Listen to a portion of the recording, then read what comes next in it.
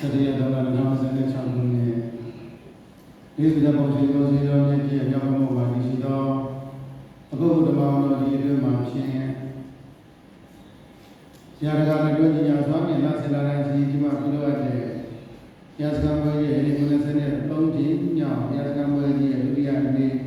yang di jalan kalah macamnya. Yang soalnya si peronnya di luar jalan, itu sudah siapa yang mahu kita. Muka sekarang biasa lupa ni dia ada. Tentera boleh menjalankan sendiri dia ada. Tentera sudah bau. Yang orang macam boleh yang berita bau yang bau lupa. Perisa terlupa di dalam desa di dalamnya ada cikan dan sendiri. Jadi yang misalnya soal sidanya, selain itu dalam dengan Jesus Oja bin dia kalau jaga.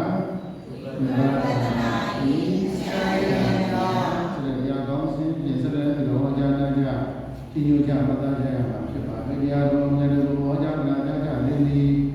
Siapa suamula dia ni baik kita muda. Tolong kan kita cina muda ni suam dia si bodoh aja. Jadi moga sekarang dia jadi ada yang ada wajah ni usaha ni ada orang. Biasa orang jadi usaha yang ada balik kita tentera dia jauh desa moga. Padi lo mari jauh jadi desa moga sawai yang macam ni dia sini kan usaha kerja apa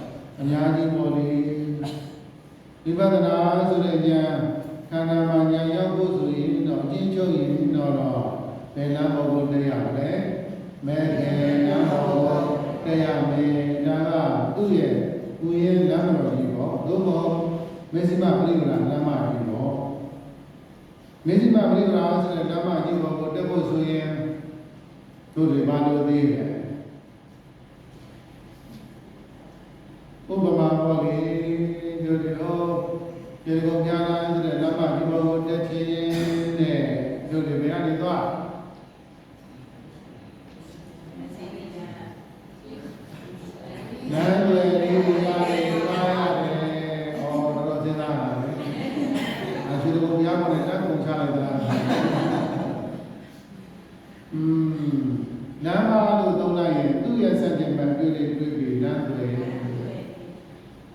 လမ်းတွေမရှိဘဲနဲ့လမ်းမလို့ခေါ်လို့ရတယ်မရပါဘူးဗျာဟုတ်ပြီခုလည်းဒီတိုင်းပါပဲမရှိမပြိပ္ပာလအနေလမ်း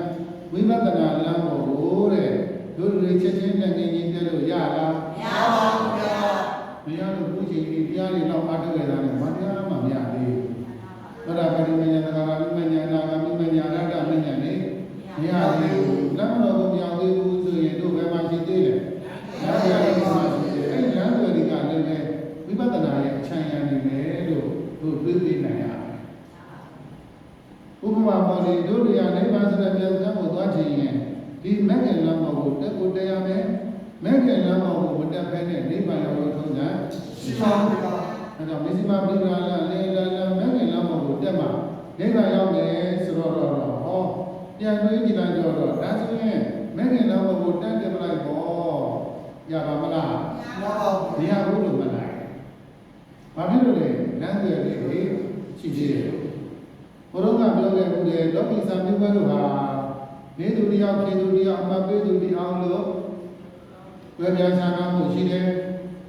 ကိုယ်ကိုကြည့်တာလို့တဲ့ခေတ္တရဲ့အောင်းနိုင်တယ်ကိုယ်ချရဲ့လည်းအောင်းနိုင်တယ်ကံကောင်းရင်လည်းအောင်းနိုင်တယ်ပတ်စံပေးရင်လည်းယာတုအာနာနဲ့ပြီးရင်လည်းအောင်းနိုင်တယ်လောကီစာမျိုးဘဲဟာသူတစ်ပါးပြောကကြောင့်အောင်မြင်တယ်အောင်မြင်ရတယ်အောင်မြင်နိုင်တယ်အကုန်လုံးကိုပြောတာဘုရားသောအဖြစ်ဟောလောကီစာမျိုးဝဲအမေသူတယောက်ပြည်သူတယောက်အမေသူတယောက်လို့ဝဲပြားချာနာမှုရှိကောင်းရှိနေတယ်ဟောဒီမျက်စိမပြိပ္ပာလလေလဖြစ်တဲ့လောကစာမျိုးဝဲနိဗ္ဗာန်ရောက်ကြောင်းစာမျိုးဝဲဖြစ်တဲ့ဝိပဿနာအလုပ်ကတော့ကိုယ်ကိုယ်တိုင်သိရပါတယ်ကိုယ်ကိုယ်တိုင်သိရပါတယ်ကိုယ်ကိုယ်တိုင်မှသိရပါတယ်ကံကောင်းရုံနဲ့ရပါမလားမရပါဘူးဗျာမရဘူးဒါကြောင့်တို့တွေသွားကြမယ်စောင့်လန်းကြမယ်ဝိပဿနာလမ်းကြီးတဲ့သူတော်ဘာမောက်ပေးမှမရှိဘူးလောကီလမ်းမှာတရားနဲ့လူအာဇာတိလမ်းခြေလုံးမညာလမ်းဗဟန်းလမ်းသုံးလမ်းစသည်ဖြင့်ပေါ်လေလမ်းပေါင်းများစွာလမ်းမလည်းရှိတယ်လမ်းတွေလည်းရှိတယ်ဒီလမ်းမတွေလမ်းတွေရာတဲ့လောကသဘောပြောရင်ဘယ်သူမောက်ကြမှာလဲမသိဘူးဟောခဲ့တဲ့ပုဂ္ဂိုလ်တွေကလည်းပဲထိန်းသိမ်းတဲ့ပုဂ္ဂိုလ်တွေကလည်းအစစ်အစစ်တရားကြီးပဲအဲ့တော့လောကလမ်းမှန်တရားတွေဟာညီသူပေါက်ရှောက်နေရှိတယ်လူပဲဖြစ်စေကိုယ်ပဲဖြစ်စေပြိဋ္ဌာန်ပဲဖြစ်စေလောကလမ်းမှန်တရားဟာအများဆိုင်လမ်းကိုဘာဖြစ်လဲရှောက်နေရှိတယ်ဟောခုခေတ်လိုပိတ်ထားရင်မသွားနဲ့ဟောဘုရားဘုန်းကြီးရှောက်နေရှိတယ်ဆိုတာဘုန်းကြီးကမဟုတ်ပါဘူးအဲ့တော့လည်းတော့ပြန်ပြောရရင်ပိတ်ထားသူများမသွားနဲ့ဆိုတော့မသွားနဲ့နောက်ပြီးလောကလမ်းမှန်တရားကတော့အားလုံးပိုင်တာမလို့အားလုံးရှောက်နေရှိတယ်သူရဲ့စัจ jin နဲ့ဓမ္မဆိုတဲ့လမ်းမဲ့တဲ့လမ်းဝိပဿနာလမ်းကတော့သူများပေါက်ပြီးသားလမ်းကိုသူရှောက်မဲ့မရှိဘူးဒါဆိုရင်မလုပ်ဘူးကိုယ်တိုင်ပါဗျာကိုယ်တိုင်ပါပါအဲ့တော့မစ္စည်းမပရိပ္ပာလမ်းကိုကိုယ်တိုင်ပေါက်တယ်ဆိုတော့မစ္စည်းမပရိပ္ပာလမ်းကိုချက်ချင်းကြီးပေါက်လို့ရလားမရပါဘူးဗျာဖြစ်လို့ပြောကြည့်ရင်တော့ခုရည်တွေခုရည်ကြီးတော့လို့ဖြစ်ပါမလားမဖြစ်ပါဘူးဗျာအဲ့လိုပဲတဲ့မစ္စည်းမပရိပ္ပာလမ်းလည်းလမ်းပေါ်ကိုတို့တက်ချင်ရင်အဲ့ဒီလမ်းကိုတက်နိုင်ပဲလမ်းတွေလေးတွေကိုအရင်ပေါက်ပေးရတယ်လမ်းတွေလေးပေါက်ပြီးမှဘာလို့အဲ့ဒီလမ်းတွေပေါ်ကိုရှောက်ဖြစ်ရှိတယ်အဲ့ဒီလမ်းတွေမပေါက်မရှင်းကိုရှောက်တဲ့မရှိဘူးသူများပေါက်ပြီးသားလမ်းကိုရှောက်လို့ရမှာမလားမရပါဘူးဗျာလောကုတ္တရာလမ်းဟာသူများပေါက်ပြီးသားလမ်းတော့မှရှောက်တာမရှိဘူးရှောက်ဖို့လို့မရဒီသာဖို့လို့မရအတ္တဟိအတ္တနောနာထောဘာလို့ကိုယ်တိုင်ကြိုးစားရမယ်ကိုရှောက်တဲ့လမ်းကိုယ်တိုင်ပေါက်ပါကိုယ်တိုင်ပေါက်မှရှောက်ခွင့်ရှိတယ်သူများပေါက်ပြီးသားလမ်းကိုရေသာကိုချောင်းလိုက်လို့မရဘူးလေလောကုတ္တရာလမ်းကအခုလည်းတို့တွေကလည်းဝိပဿနာရဲ့အချမ်းရဝိပဿနာအထောက်မယ်ဝိပဿနာရဲ့အချမ်းရစစ်စစ်နေတယ်ဆိုရင်မဂ္ဂင်၈ပါးပဲဒါပေမဲ့အဲ့ဒီမဂ္ဂင်၈ပါးဆိုတဲ့လမ်းမတော်ကြီးကိုတက်ဖို့အတွက်လမ်းမကြီးကိုတက်ဖို့အတွက်တို့တွေဘာလို့သိတယ်လမ်းတွေဟောရတယ်ဒီအဲ့ဒီလမ်းတွေဆိုတဲ့လောကဘောတရားကိုစာသဘောတရားတရားသဘောလေးနဲ့တွေ့ပါဆိုရင်အဲ့ဒီလမ်းတွေတွေက ဝိပဿနာရဲ့အချမ်းအရအနေနဲ့ကြည့်ရင်ဘယ်လမ်းပဲဖြစ်မလဲဘယ်လမ်းတွေဟောရမလဲလမ်းတော်ဆိုတာတလမ်းလေးရှိပါတယ်လမ်းတွေကတော့မပြည့်လေအများကြီးပဲခုလေတို့တွေလမ်းတွေများများပေါက်ပေးနိုင်ရမယ်လမ်းတွေများများပေါက်ပေးရမယ်ဆိုတော့အဲ့ဒီလမ်းတွေကလမ်းတွေနဲ့လက်နေစီပါစီလမ်းမတော်ကြီးလမ်းမကြီးအဲ့လမ်းမတော်ကြီးကိုရောက်ဖို့အတွက်တို့တွေလမ်းတွေကိုအရင်ပေါက်မှလမ်းမတော်ကြီးပေါ်ကိုရှောက်ပြီးရှိတယ်မစ္စည်းမပြိပရာလမ်းပေါ်ကိုတက်ချင်ရင်ချက်ချင်းတက်လို့မရဘူးဆူတောင်းလို့လည်းမရဘူးလမ်းတွေပေါက်ရပါမယ်အခုလိုတရားနာမယ်တရားအထုတ်တော့မယ်ဆိုရင်ရှိကတရားနာတတ်ထားတဲ့တရားလေးတွေမရှိရရှိပါဗျာလမ်းတွေပေါက်ထားတယ်တရားရတတ်ထိုင်လို့ရတယ်မှန်ပါဗျာဒါဆိုရင်မလုပ်တာတရားနဲ့ချမ်းသာနိုင်ရတယ်ဟောအဲ့ဒါလမ်းတွေပဲအဲ့တော့ဒီလိုက်လေလောကဥမာပေးရဘုရားပေးတဲ့ဥမာလေးကြီးပေါ်လေဥမာပေါ်ငါဆိုဆိုပါဆိုပေါ်ငါဆိုတဲ့ဘုရင်ချက်ဧကတ္တနည်းနဲ့တခုတည်းလို့အကောင်းဆုံးဖြစ်တဲ့တခုတည်းလို့လမ်းတော်ကြီးပေါ်ကိုရောက်ဖို့အတွက်ပေါ်ငါမှာဘုရားတခုလေးနဲ့ရတာမရပါဘူးဗျာပါလိမ့်ပါဘုရင်အဲ့ဒါကိုလောကဘောရတာလမ်းတော်ကြီးအဲ့လမ်းတော်ကြီးစုပြီးတော့မှလမ်းတော်ကြီးကိုတခုတည်းပေါ်ငါကောင်းကောင်းလေးဖြစ်အောင်ကြိုးစားမယ်ရှိတယ်အခုလည်းဒီကနေ့မစ္စည်းမပြိတ္တာလမ်းတဲ့မဲ့ငယ်လမ်းဟာတို့တွေဝိပဿနာနဲ့အချမ်းရမယ်။ဒါပေမဲ့အဲဒီဝိပဿနာနဲ့အချမ်းရဖြစ်တဲ့လမ်းတော်ကြီးကိုတို့တွေလမ်းတော်ကြီးရဲ့အပေါ်တက်နိုင်မှုရှိမရှိဆိုတာဟာဒီနည်းရဲ့လမ်းတော်ကြီးဖောက်မှုကဘယ်လောက်ဖောက်ခဲ့ပြီလဲလို့ဝိပဿနာရမယ်သုံးသပ်ပြရတယ်။အဲလမ်းတော်လေးတွေကလမ်းတော်လေးတွေကဘယ်နှမျိုးရှိတယ်လဲဘယ်ဟာတွေကိုလမ်းတော်လို့ပြောမလဲဝိပဿနာနာမှာမဂ္ဂင်နာမှာကိုရောက်ဖို့အတွက်ဘယ်လိုသောတရားတွေကအထောက်အပံ့ကိုပေးစေတယ်အဲအထောက်အပံ့ပေးတဲ့တရားလမ်းတွေတရားမသိရင်မိလိုက်ကြနေပါခဏပြောပါတယ်ဟောကိုယ်ပဲကာလာတော်ကတို့တွေတဲ့ဟောတို့ကြပါပါလိမ့်မယ်ဒီများဒီသွားလိမ့်မလားလို့ဘာဖြစ်နေကြရဆိုရင်ကြောင်းကြမှုနေကြကြပြီမဲ့ကိုယ်ပဲပါပါလားမပါဘူးဘာလို့မပါလဲတိုက်ပါဘာလို့လိုက်မသွားတာအဲ့ဒီအကြောင်းကဘယ်အကြောင်းလဲအဲ့ဒီကဘာပြန်ကုသိုလ်ကံဘာကုသိုလ်သီလကုသိုလ်ကြိုက်ရနေတာဒီကရောက်နေတာဘုရားဟောဒီလောက်သွားပြီးဆုံးရောက်နေမှာဘာကုသိုလ်အသက်ရှိတာဘာကုသိုလ်ဘာကုသိုလ်ဒီမှာကနေဘာသာသူဝါဒကိုသိရှိမှရှောင်ကျင်ခဲ့တယ်သူဝါဒကိုညင်မှန်နေစေခြင်းမှာရှောင်ကျင်ခဲ့လို့အဲဒီယောဂဝေဒနာတွေကတောင်ရောက်ပြီးတော့အသက်ရှိတယ်လေသီလလမ်းတွေလေးတွေပဲရှိပါမှာသီလလေးတွေပဲခိုင်းတဲ့လောက်လုံပါမှာမလုံရင်တို့တွေအခုလိုမစ္စည်းပါပရိက္ခာလမ်းပေါ်သို့မဟုတ်ဘက်ကလမ်းပေါ်တက်ဖို့ကိုယ်တိုင်ကိုယ်ကျခန္ဓာနဲ့ရောက်တရားအားထုတ်ခွင့်ရပါမလားရပါဘူးကြောင့်အဲဒီသီလလမ်းကလိုလာတယ်အခုကြည့်လေဘွားတော်တော့သူ့ရောက်မသွားသေးပေမဲ့အဲ့ရပြတ်ဖြစ်နေတယ်သို့မဟုတ်စီးအောင်စီကနဲ့ဓမ္မကိုပြည့်နေရတယ်ဆိုရင်ဟာလေသူသီလလမ်းတွေလဲသွားလို့ပဲယောဂဝိဒ္ဓများလာတာလည်းသီလပဲလေတဏှာတွေရဲ့ပေါ်မှာယင်မှန်သိစတဲ့ပုဂ္ဂိုလ်တွေဟာအနာရောဂါများတယ်အနာရောဂါများလို့စီးအောင်စီကပြည့်နေရတယ်ဆိုရင်ဒီလိုလိုတဲ့မစ္စည်းမပရိက္ခာလမ်းပေါ်တက်ဖို့တရားစကားဖို့တရားရည်နာဖို့တရားရည်အထုတ်ဖို့ကံတရားကမျက်နှာပေးပါမလားပေးပါဗျာဒီကြောင့်သီလကလည်းတို့တွေဝိပဿနာနိုင်ရဲ့နတ်တယ်တွေပဲအဲနတ်တယ်တို့တွေမပေါင်းမိခဲ့လို့ရှိရင်ဥမာပေါ်လေလူဘကိုတော့ကုသိုလ်ကောင်းမှုတွေကပို့တော့ပို့လိုက်ပြီပဲပထမရွယ်နေနဲ့သိသွားရင်ဒီတရားတွေနာကြားနဲ့အားထုတ်လို့ရပါမလားရပါဗျာဒုတိယဓမ္မသိရင်လည်းမဖြစ်နိုင်ဘူးတဲ့တတိယဓမ္မသိရင်လည်းမဖြစ်နိုင်ဘူးသိတော့မသိပေမဲ့အနာရောဂါဝေဒနာတွေနှိမ့်ဆက်နေရင်လည်းပဲမစ္စည်းမပရိက္ခာလမ်းပေါ်ကိုတက်ခွင့်ကရှိပါဘူးတဲ့ဒါကြောင့်မစ္စည်းမပရိက္ခာလမ်းပြတဲ့မဲ့ငယ်လမ်းပေါ်ကိုတက်ချင်ရင်သီလကလည်းပဲရည်ကြည်တယ်သီလလမ်းတွေလည်းလိုအပ်တယ်လို့မှတ်ပြရမယ်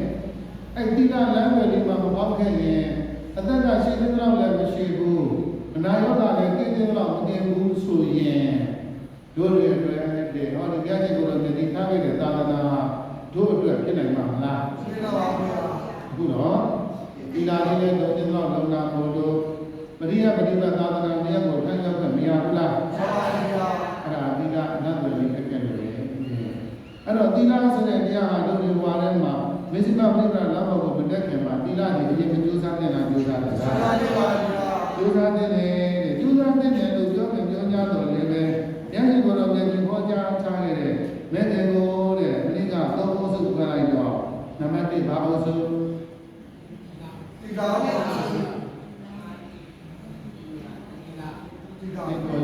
ကရပါမယ်ပညာတော်ကိုယ်တော်ဒီပါဆိုဉာဏ်ရှိကိုတော့ပြန်ပြီးဟောကြားထားခဲ့တဲ့စာရွက်တွေကအစင်းနဲ့ပြောသမာဓိအောက်လေသမာဓိအောက်စုသမာဓိကစားဟုတ်လားဒီလိုဒီအဲ့ဒါဘေဥဒ္ဒကနာမကိုဒီဒီဘုရားကဘေဥဒ္ဒကစားဟောတယ်လေသူကဘေဥဒ္ဒကစားကျင့်တယ်လေဘုရားကိုကြီးရအောင်ကြိုးစားတယ်လေအဲ့ဒါဝိပဿနာရဲ့အချမ်းနဲ့ပါရမယ်နော်မဂ္ဂင်7ပါးကတော့မရရင်တော့7ပါးလုံးတော့ပြည့်သွားစေနိုင်တာဟောဒါပေမဲ့တို့တွေကဘယ်ရာသတို့ကြိုးစားတဲ့အရာလဲဘုရားရှင်ကဘယ်ဟာကိုအရင်ဟောထားတယ်လေတို့တွေကဘယ်တရားကိုအရင်ကြိုးစားနေတယ်လဲမဂ္ဂင်အုပ်စုမှာဘယ်မဂ္ဂင်ကစမလဲဆိုတော့ပညာမဂ္ဂင်ဘယ်နှပါးပါတယ်ဒုတိယအုပ်စုကသမာဓိမဂ္ဂင်ဘယ်ပါလဲ3ပါးနောက်ကသီလမဂ္ဂင်3ပါးအဲ့တော့လေဘုရားရှင်ကိုယ်တော်မြတ်ကြီးရဲ့ဟောစဉ်တွေနဲ့ကြည့်ရင်ဘာကစားလဲပညာမဂ္ဂင်လို့ဒီစာရထဲမှာကြည့်တယ်လေကာမဒေတိကာမအဲ့ဒီဘာကဘာမဲ့ခင်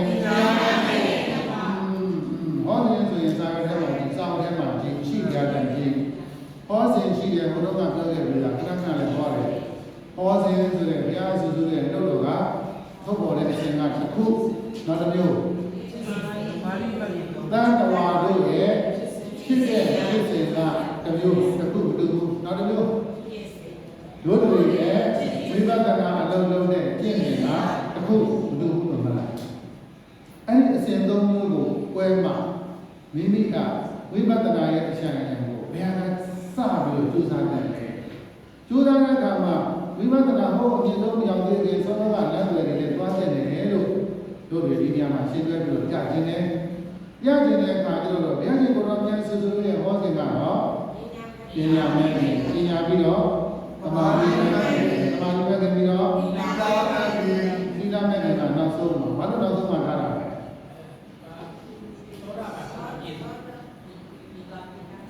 တို့လောက်ရတဲ့အလုံးမဟုတ်ဘူးသီလမဲ့ကတို့လောက်ရတဲ့အလုံးမဟုတ်ဘူးဒါနဲ့ဘယ်လိုလုပ်ပါဓမ္မကဆောင်ရင်းတဲ့တော့သီလမဲ့ကတို့ကြိုးစားကြတော့သမာဓိရဲ့ပညာရဲ့ကြိုးစားရင်သီလမဲ့ကဓမ္မကဆောင်ရင်းပြီးမယ်လို့လုပ်ကြတော့ဟောစဉ်နေနေဆိုရင်လည်းကစားမယ်ပညာမဲ့ကစားမယ်ဝိရိယကသမာဓိမဲ့တရားကသီလမဲ့ဟောအဲ့လိုသွားရတယ်တို့တွေရဲ့ကြိုးစားတဲ့အစဉ်ဝိပဿနာရဲ့တရားထိုင်တဲ့လုပ်ငန်းစဉ်ကျင့်စဉ်တွေနဲ့သွားကြည့်လိုက်တော့ဒီသုံးစုမှာဘုရားစတဲ့သမာဓိကစတယ်သမာဓိပြီးမှပညာပြီးတော့မှသီလဟောဒီညမှာတစ်ခုကဘာဖြစ်သွားတတ်တယ်ဟောတဲ့ကပညာကစကျင့်စဉ်ကတို့တွေရဲ့ဘဝရဲ့ဖြစ်စဉ်ကဘယ်ကစသီလဟောဒါကြောင့်ဒီနေ့သီလလေးကိုနည်းနည်းလေးခြေပိုင်းမှာထည့်ပေးလိုက်ဝိပဿနာရဲ့လုပ်ငန်းစဉ်မှာတော့မဂ္ဂင်7ပါးကိုဘာရမယ်မဖြစ်မနေလမ်းပေါ်ကြီးကိုတက်ဖို့လမ်းနဲ့မဖြစ်မနေဖောက်တဲ့နဲ့အခုသီလတစ်ခုလည်းပဲပြောတယ်ဉာဏ်ဒါနတွေဘာဝနာတွေသမထတွေအကုန်လုံးပြောလို့ရတယ်ဒီညမှာသီလအကြောင်းလေးတွေကိုသူတို့ကြောင်းပြန်ပေးထားတယ်ခြေပိုင်းမှာတော့သီလကနောက်ဆုံးလာပြီးတော့ရဘာလို့လဲဓမ္မကဖြစ်ပြီးနဲ့လမ်းမအစ်မို့လို့ဒါပေမဲ့လမ်းမအစ်ဖြစ်တဲ့လမ်းမတော်ကြီးကိုရောက်ဖို့တွေ့တဲ့တို့တွေလမ်းတွေနဲ့ကြိုးစားတဲ့အခါမှာတော့ဘဝအထင်းမှာဘယ်ထဲမှာဘဝအထင်းမှာ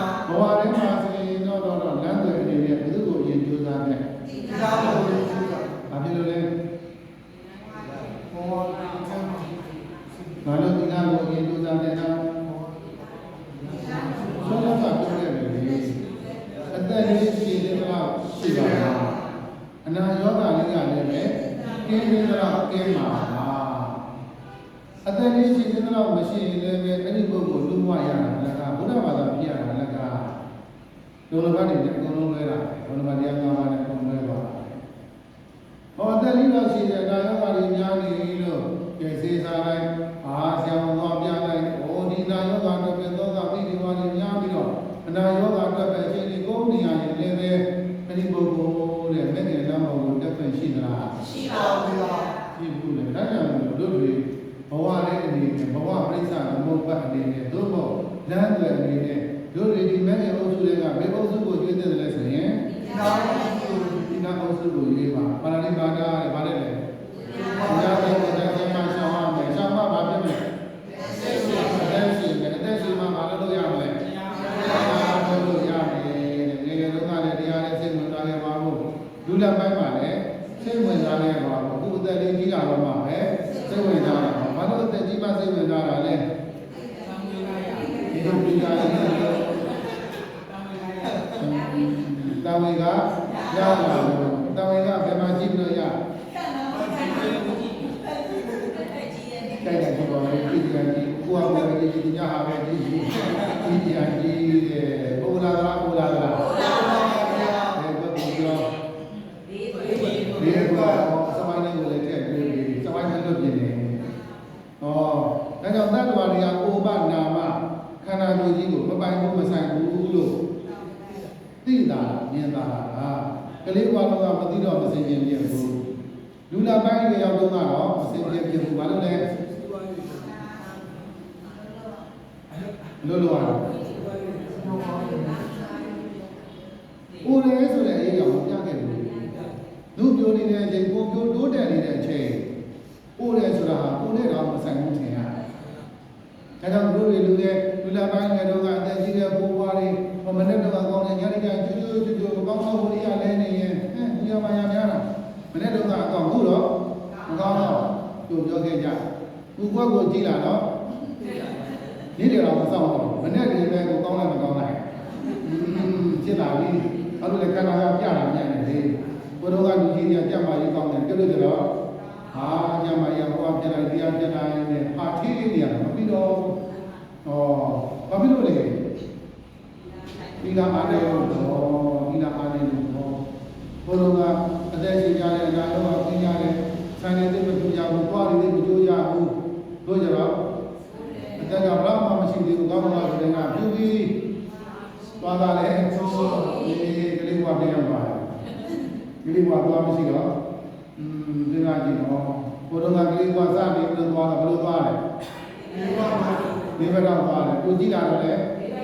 ဒီဘက်တော့လာရတယ်ဒီလာပြီပြေတို့ရဲ့ခန္ဓာကိုယ်ကြီးကတဲ့ငယ်ငယ်ကာလကလည်းသိမရှိလို့သိမသိခဲ့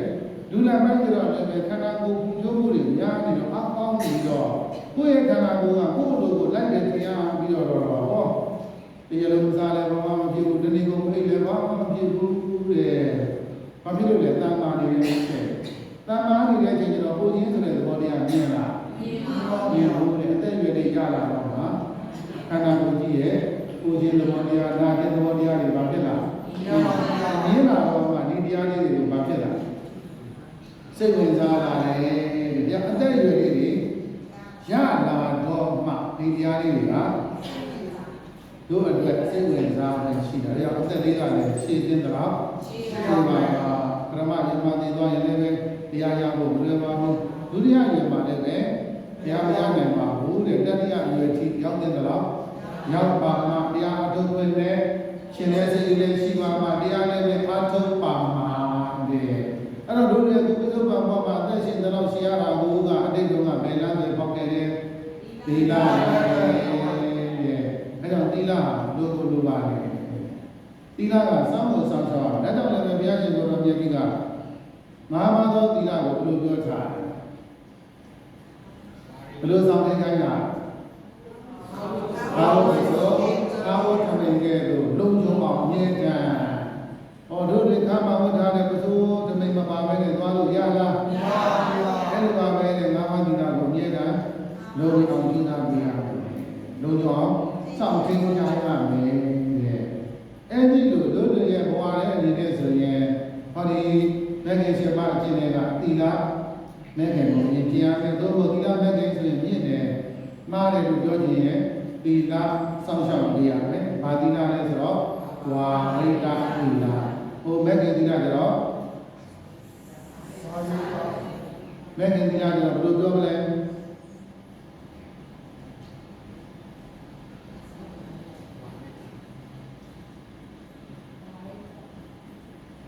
ဟောဒီဘာနာတိဘာဒအစသည်တို့ကရှောင်တရားမှာမလို့ဝါရိတကိုယ့်ရဲ့ဘာဝကျမမိဘတွေကိုမှမိဘတွေဘာညာရှိသေးတယ်ဆိုရင်အဲ့မိဘတွေရဲ့ပေါ်မှာစောင့်ရှောက်ရမှာကစာရိတသီလအာသီလ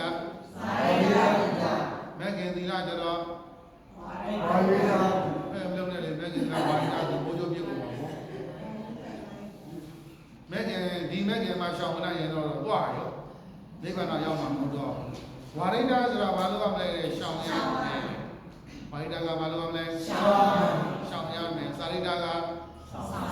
င်ရမယ်မဂ္ဂင်သီလကဖြည့်ရမယ်သီလလို့မှတ်လိုက်တယ်အဲကြောင့်ဖြည့်ရမယ်သီလလို့ဒီတဲ့ဒုအလုပ်မဟုတ်ဘူးဓမ္မရဲ့အလုပ်ရှောင်ရမယ်အလုပ်ကဒုအလုပ်ဆောင်ရမယ်အလုပ်ကဒုအလုပ်လို့မှတ်သားထားပေးဖို့လိုပါတယ်ဒါကြောင့်မလို့သီလရဲ့သဘောတရားမှလည်းပဲတို့တွေ၃မျိုး၃စားတွဲပေးရမယ်အဲ့တော့လမ်းသွယ်အနေနဲ့သွားရင်တော့နှစ်သွယ်ကိုမှတ်ပေးရမယ်စာရိတ္တနဲ့ဝါရိတ္တအဲ့နှစ်မျိုးကိုတို့တွေဝေဖန်ပေးရမယ်ပေါ့သုံးသပ်ပေးရမယ်ပေါ့စာရိတ္တဆိုတာဘာလို့ဒါလဲဆောင်ရမယ်ဆိုတော့ဘာကိုဆောင်ရမယ်တရားတွေကဘယ်တရားလဲဘယ်တရားကိုသူကဆောင်ရမယ်လို့ပြောတာကျင့်ဝတ်တရားတွေကဆောင်ရမယ်လို့မှတ်ရတယ်ကျင့်ဝတ်သာသမီကျင့်ဝတ်မိဘကျင့်ဝတ်ဆရာကျင့်ဝတ်တရားကျင့်ဝတ်တပည့်ကျင့်ဝတ်စသည်ကျင့်ဝတ်တွေအဲ့ဒီကျင့်ဝတ်တွေကဘာလို့ဆောင်ရမယ်ဆိုတာသောတာပတိပါဠိဘာသာစသည်တို့ကဆောင်ရမယ်ဆိုတာအဲ့ဒါကတို့ဒီဘဝထဲမှာလက်တွေပဲအဲ့လမ်းတွေကိုတို့တွေကဟောက်ဖို့ဟောက်ပေးရမယ်။ဘဝပရိစ္ဆေသမုပ္ပါဒ်နေဆိုရင်ရှောင်ရမယ့်ပဏာတိပါဒတရားတို့ကိုလည်းရှောင်ပါလို့လေအသက်စေတနာရှိကိုအနာယောဂ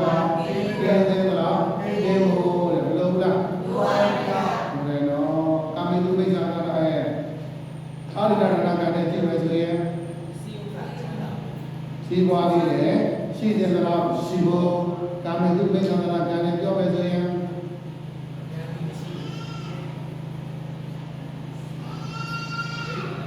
ကာမိတုပိစ္ဆာနာကရဲ့ပေါင်းဖို့လေးပြောပါဆိုရင်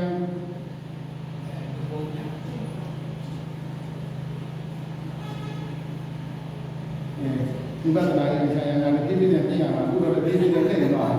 အောက်ရောက်သွားတော့ညမတက်တော့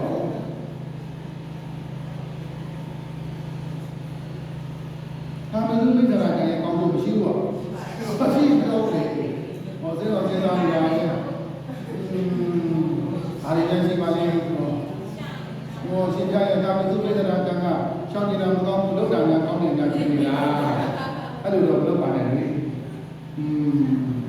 ရှောင်းနေတာကောင်းတဲ့အရာတွေရှိတယ်ပဲကြားနေတယ်လူချင်းလူတွေပေါ်ပြားတယ်မျက်နှာမြင်ရှိတယ်ပါလေစေကောင်းပြည့်စုံတယ်အခုလိုဓမ္မမိတ်ဆွေတွေနဲ့တွေ့ဖို့ဆိုတာကလည်းပဲဒီကာမေတုပိစ္ဆာနာကံကိုစောင့်ကြည့်ခဲ့မှာကိုမျက်နှာလေးကိုမြင်သူများတွေကဟောဒီလိုတရားပွဲလေးတွေသိပြီးတော့ပေါ်ကျင်တဲ့စိတ်တွေရှိမှာဟောကာမေတုပိစ္ဆာနာကံကလည်းဆိုရလေလူချင်းလူတွေပေါ်များခြင်းတို့ဘုရားမှာဘယ်နေရာသွားမိမိကိုကိုကြီးမဲ့သူဘာသာမဲ့သူပေါ်များခြင်းနဲ့ကိုယ်ပဲနေရာသွားကိုယ်နောက်ဆက်မဲ့သူကံကတမ်းမဲ့သူနောက်ဆက်ပြည့်မဲ့သူတွေပဲများနေတယ်အဲကာမေတုပိစ္ဆာနာကံများနေတယ်ဒုံကြုံအားနေကြလို့ပဲလို့မှတ်ပြရတယ်။ကိုယ်ပဲညာသွားကိုယ်ကိုတတ်ဖို့ပြဖို့ချောင်းနေတဲ့ရိုက်တဲ့ပုံပဲတူတူများနေလို့ဆိုရင်တော့ကာမေတုပိစ္ဆာနာကအားနေတယ်။ကိုယ်ပဲညာသွားကိုကြီးပဲသူမသားမဲ့သူသိမမဲ့သူကိုမျက်နှာလေးမြင်ရင်အစစရပြုလုပ်ပေးမဲ့လူတွေများရင်တော့ကာမေတုပိစ္ဆာနာကလည်းဒီလိုပဲ။ဒ ဟောတော့ငါးပါးသီလမှာရှိတယ်လေမိစ္ဆာစာရာကျူးလွန်လာတဲ့ဘုံညာသူညာတန်သူပွား၍ဖြာပါလာတဲ့ချမ်းသာစေ၏အိဒီပန်တော်ရိုးရိုးခါခါမျက်နှာမလားရှက်ရလျက်လက္ခဏာဣန္ဒြေရင်းသွေချို့သိဆိုရများစွာဖြစ်သူပွားသည်ချောင်းပွားပြန်ကြိုးသည်လောကမှာကိုရှိတဲ့နေတဲ့ပုဂ္ဂိုလ်တွေကိုယ်ကဖွင့်ပါသွားရင်လည်းကာမေတုမိစ္ဆာရကံနာလို့ပဲမိစ္ဆာရကျူးလွန်လာတဲ့ဘုံညာသူညာရန်သူပွား၍ကိုယ်ကိုဘုံတဲ့လူတွေများနေတယ်ဆိုရင်အဲဒါကာမေတုမိစ္ဆာရကံအားနေတယ်သုံးချုပ်မှုအားနေတယ်မိစ္ဆာရကျူးလွန်လာတဲ့ဘုံညာသူညာရန်သူပွားပြီးရှားပါလက်တဲ့အဲ့လာပါလိမ့်တဲ့တိတ်တက်တယ်ချမ်းသာစိတ်ကြီးစိတ်ရတတ်တယ်စိတ်တယ်ဆိုတာမချမ်းသာဘူးပြောတာစိတ်သုံးသွားတာပြောတာကိုလိုစိတ်တာမဟုတ်စိတ်သုံးသွားတာပြည့်စည်သွားတာပြောတာချမ်းသာစိတ်အိဒီပန်တော့ဘာပြောတာမချမ်းသာမဆိုးလို့လေးတိတ်တတ်တယ်အိဒီပန်တော့ရိုးရိုးခါခါရုပ်ရက်နဲ့တို့မှသူဖြစ်ရတတ်တယ်ရုပ်ရက်နဲ့တို့တွေဘွားထဲမှာမရှိဘူးလားရှိပါဘူးရုပ်ရက်နဲ့တို့တွေမှာဖြစ်တတ်တယ်အိဒီပန်တော့ရိုးရိုးခါခါမျက်နှာမလားအချက်ရနေတယ်မျက်နှာကလည်းဖြစ်တယ်လို့ရှိတာဘူးအမြဲတမ်းအချက်တွေကအကျိုးနဲ့တွေနဲ့ဒီပဲကြုံနေတတ်တယ်မျက်နှာမလားရှယ်ရတဲ့လက္ခဏာအင်္ဂလိပ်ရင်းသိရှုသိဆိုရင်များစွာစိတ်တူပါသည်ကိုချစ်ခင်တဲ့ပုဂ္ဂိုလ်တွေကကိုယ့်ကိုဖက်ခွာသွားတယ်ဒါအာကံကြောင့်ဘာလို့လဲစာစာနဲ့ဒီလိုရတာတို့လည်းပဲအနေနဲ့များတော့မရှိတာရှိတာရှိပါရဲ့ရောရှိတာမျိုးဒီအတိတ်ကမသိလို့ပဲဖြစ်ဖြစ်သိလို့ပဲဖြစ်ဖြစ်ပြောလို့ပဲဖြစ်ဖြစ်ဘာလို့လဲလုပ်ခဲ့ကြတာပဲဒီသန္တရာကကိုယ်သလားရှိလားရှိပါရဲ့ရောရှိလို့မှကြည့်တာမလို့တို့တွေပဲမပြုလုပ်ခဲ့တဲ့နေရာကမရှိတော့ရှားပါတယ်ဒါကြောင့်အဲ့ဒီအဖြစ်တွေကိုသိပါမှအဲ့ဒီအဖြစ်ရဲ့ရောက်နေအကောင်းဆုံးတရားတွေကိုသိပါမှအဲ့ဒီတရားတွေကိုမထိန်နေတာထိန်နေတာမှန်ပါဗျာထိန်နေတဲ့ကြောင့်မိစ္ဆာသာနောက်မုဒ္ဒဝါဒဒီမုဒ္ဒဝါဒရဲ့ကောင်းကျိုးတွေပြောပါဆိုရင်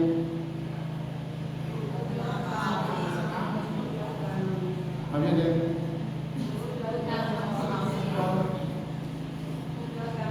ဒါတော့မိမိရဲ့ဩဇာကောင်းတဲ့ဩဇာညောင်းတဲ့ကိုပြောသမျှအောင်မြင်တဲ့မိမိပြောသမျှပြည့်စုံတယ်လို့ပြောတာပဲရှိတယ်လေသူပြောတာပါလေဘုရားစကားပြောဆိုကြမှာစကားမပြီးသွားမနေသေးပုံကြီးပါးစပ်၆ကပုံကြီး၆ကကိုရင်ဣန္ဒြေကပုံရင်းပေါက်ရင်မရောက်ဩဇာနှုတ်လျာကျမ်းတော်တရားပေါ်လော်လီစိတ်မတည်သည်ရပ်ပေါ်တော်နေစိတ်မတည်သည်၆ပါးပြန်ကျိုးသည်ဘုရားစကားပြောဆိုကြမှုစကားမပြီးသွားမနေသည်စကားမပြီးဘူးအဲ့လိုစကားပြီးလားပြီးပါဘူးဘုရားဘာသာကောင်းတော်လို့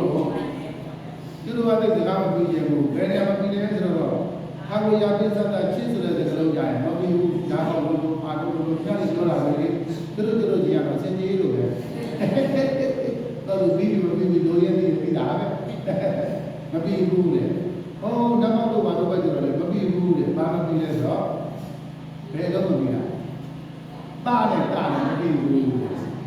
ဒါကပြောရင်တော့ဒို့လေသာသွားပြီးဒို့လို့ပြောတာသူကဘယ်လိုပြောဒို့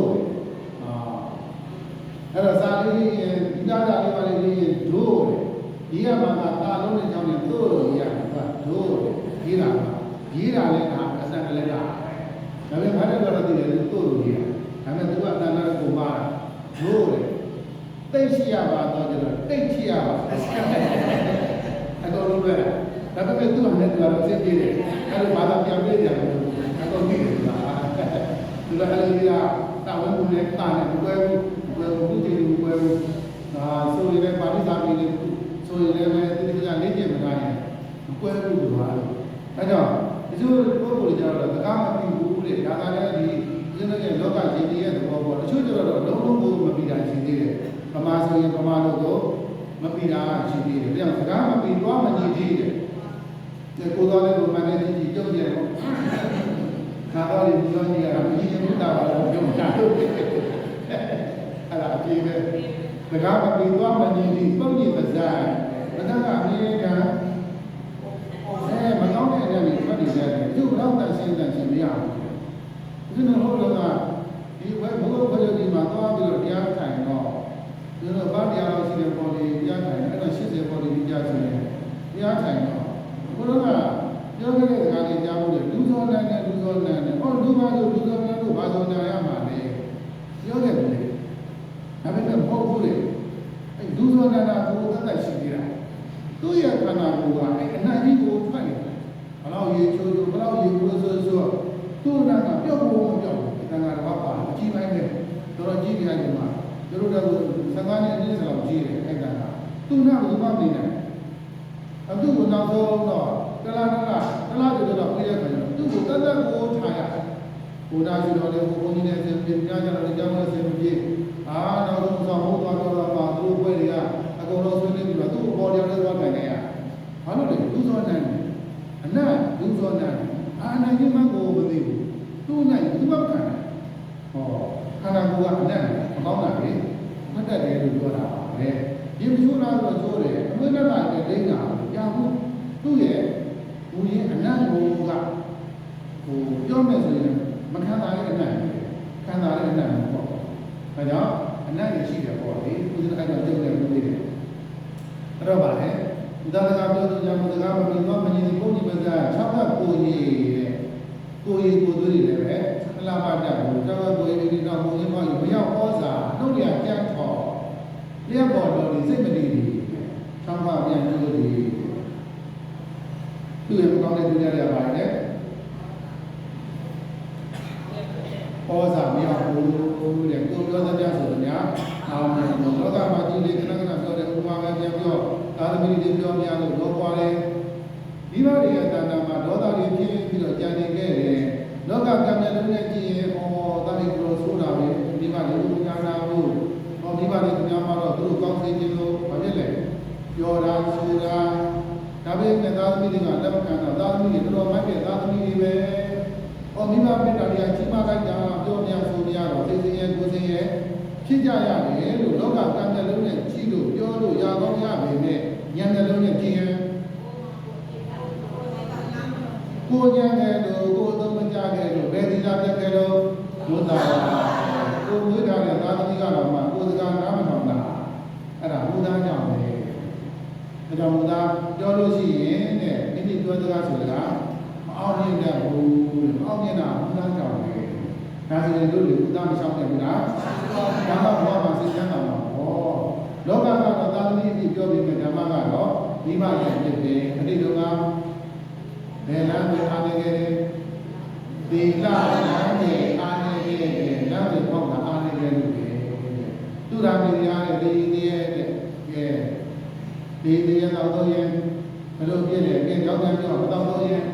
ချောင်းကြီးရင်ဘယ်လိုကောင်းကျိုးကိုရသေးလဲဉာဏ်ကောင်းတယ်ကြွားပြရင်တရားမြင်တယ်ပေါ့လေအတိလေးမှာဉာဏ်ပညာနဲ့ပြည့်စုံတယ်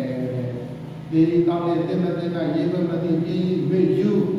ခြေစုမဆက်ဒီလိုတက်တဲ့ခမင်းများတို့အကုသိုလ်ကိုမျိုးတွေကပြုတင်ရသည်သောင်းပါပြန်ကျိုးဒီပဏာတိပါဒကံရဲ့အပြစ်ဒါလေးကဘုပေါ်လာတယ်ဘယ်တော့ပေါ်လာတယ်ဒီနေ့ကလေးဘယ်တော့ရတယ်လို့မေးရင်သူတို့ရဟန်းကြီးကဘဝလေးမှာဒီနေ့ကလေးရတယ်သူတို့အနှစ်35တောင်ရှိတယ်ပေါ့နော်ဘာလို့လဲပြောတယ်35ပါ36ပါပြည့်သွားပြီကို35လောက်တည်းရတယ်တဲ့ကအခုလည်းမမေ့ဘူးဘာလို့မမေ့လို့ဆိုတော့ကျွန်တော်ဒီကွယ်ဝါကနေရန်ဝါကဟို50လက်ကဓမိကတော့မှအကြောင်းပါကွယ်ဝါကနေရန်ဖြစ်ခဲ့15နှစ်လောက်နေလာ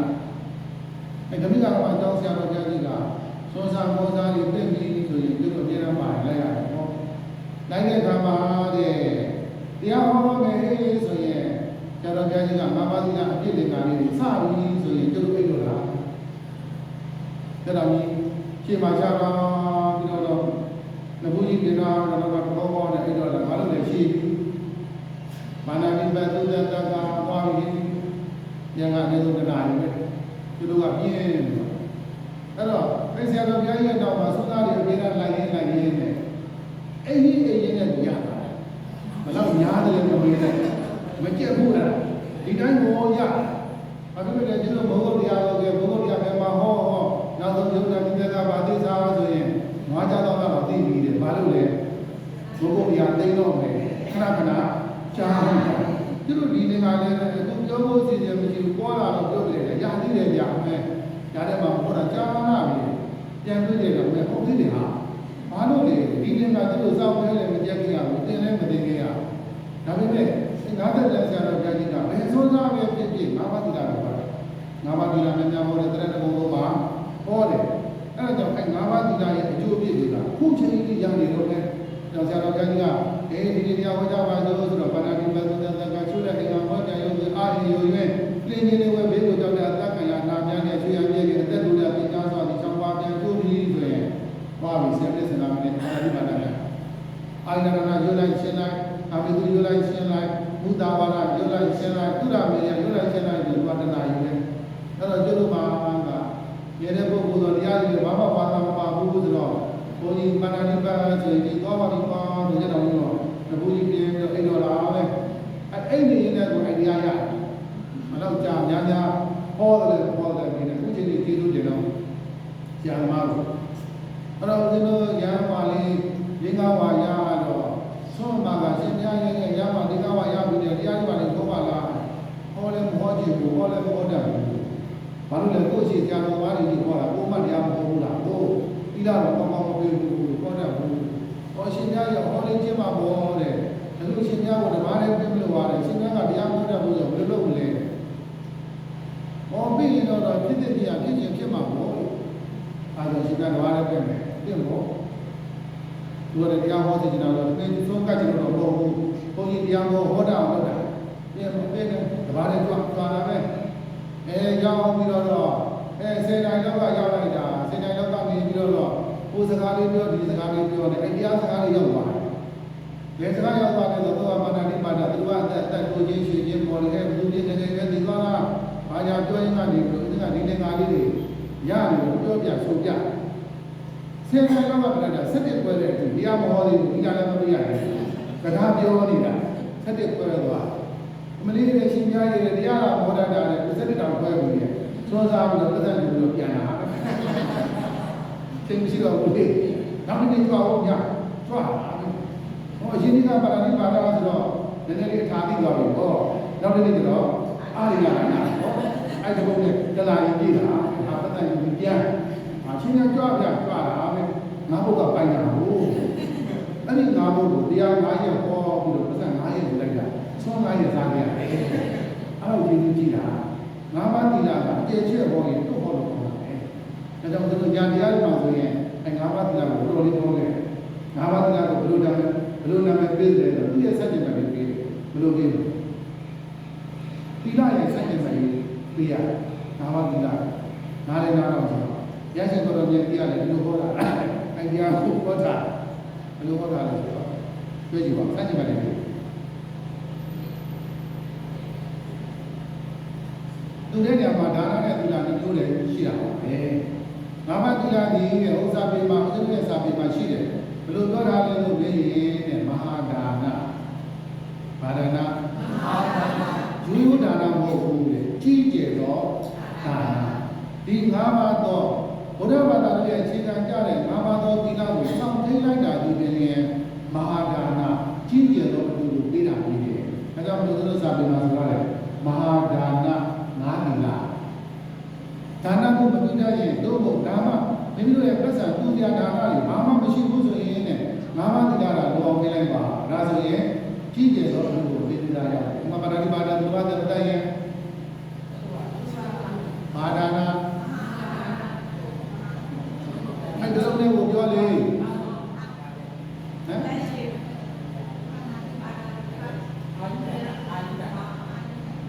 ဇီဝိတဒါနာ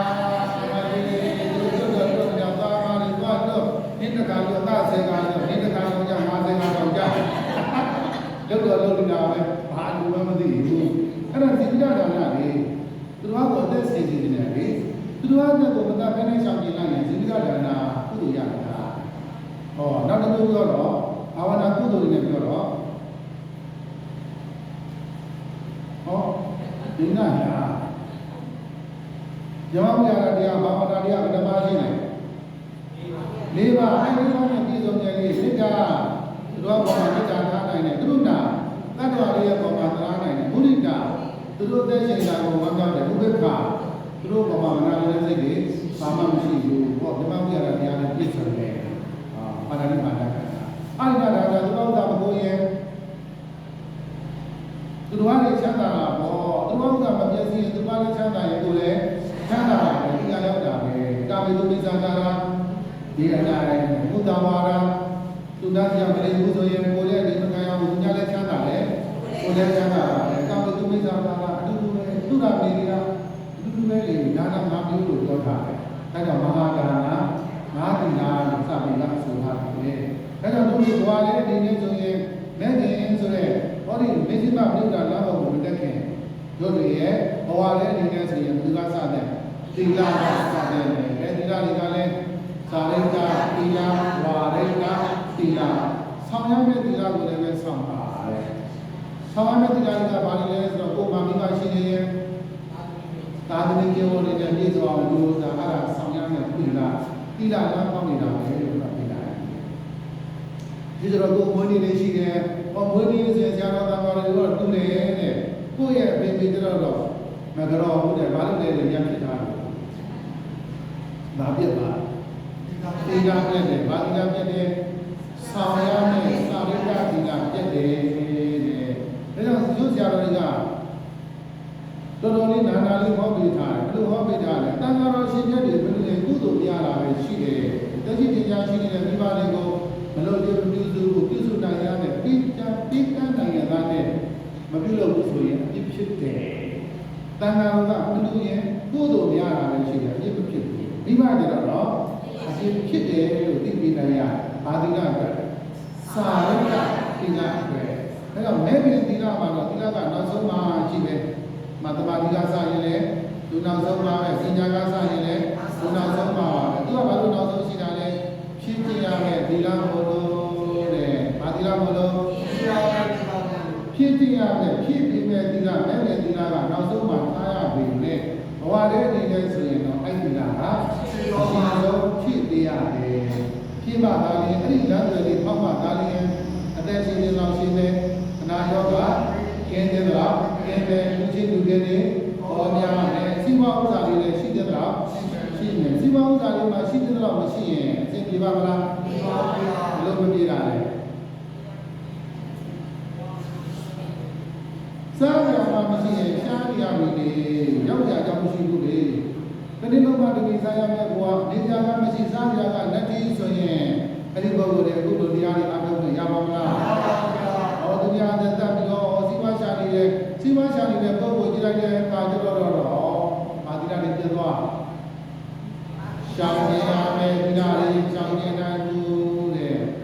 ကိုကမြောင်ကြည့်ပြီးတော့သိပြရတယ်ဟောကိုလွတ်နေတာပဲကိုလွတ်တော့လွတ်နေတယ်ပြန်တွေ့ဘယ်လိုလွတ်နေလဲလွတ်တခဏမြတာလွတ်တာဒီဘွားမြတာလွတ်တာနောက်ဘွားကြရင်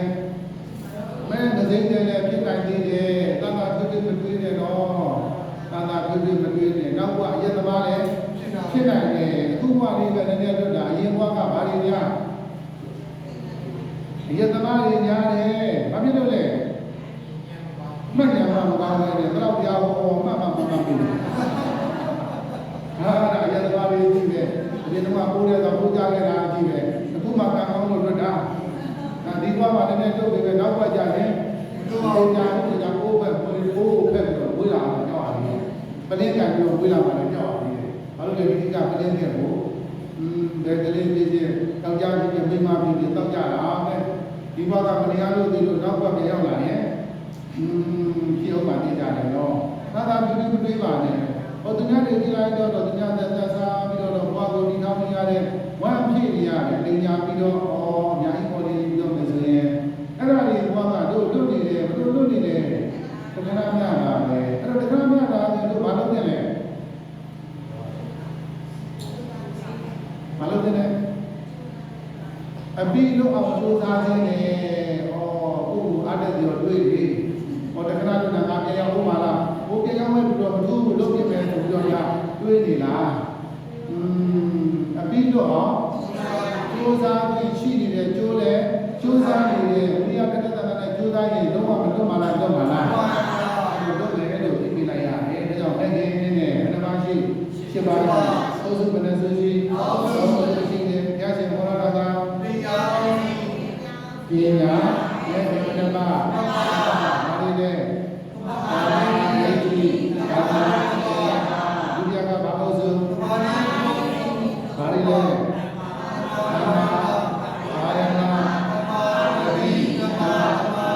တတိယကဘာလို့ဆိုပါဠိနဲ့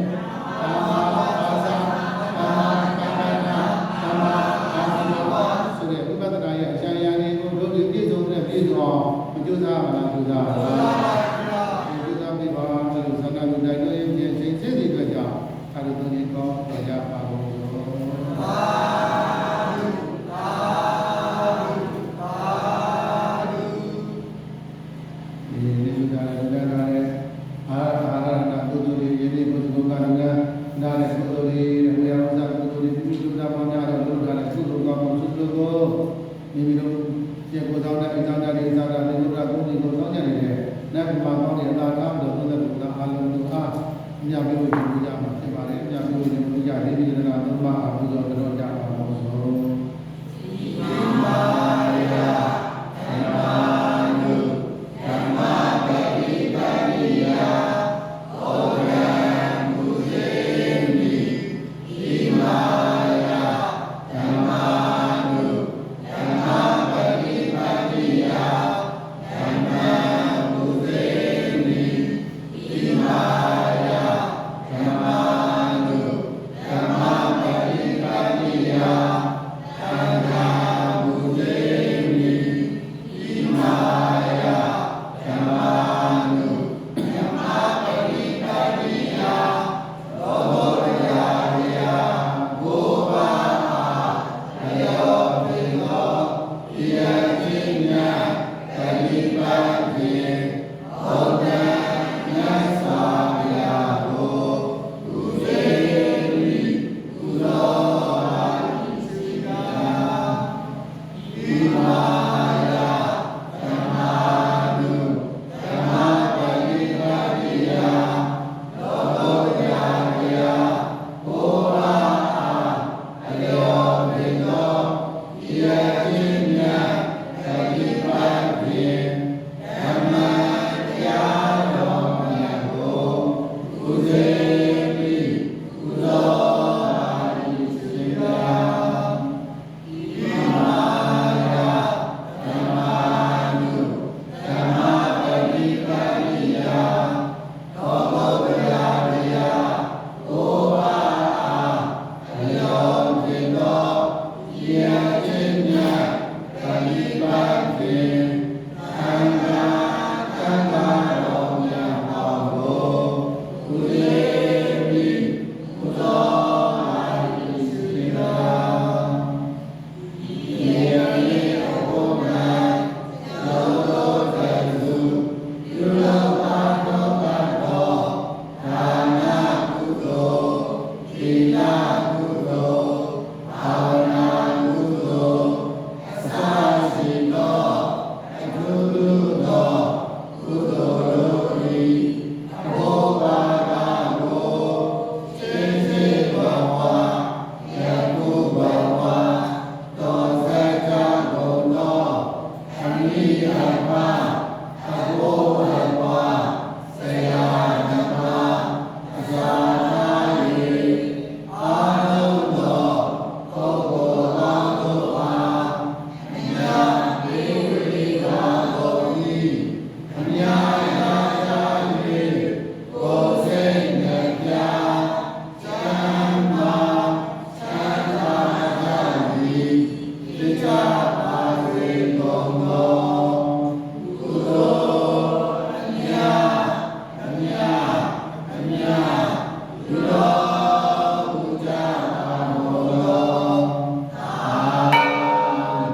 သာဓုသာဓုကုသိုလ်အမြတ်အမြတ်အမြတ်ပြုတော်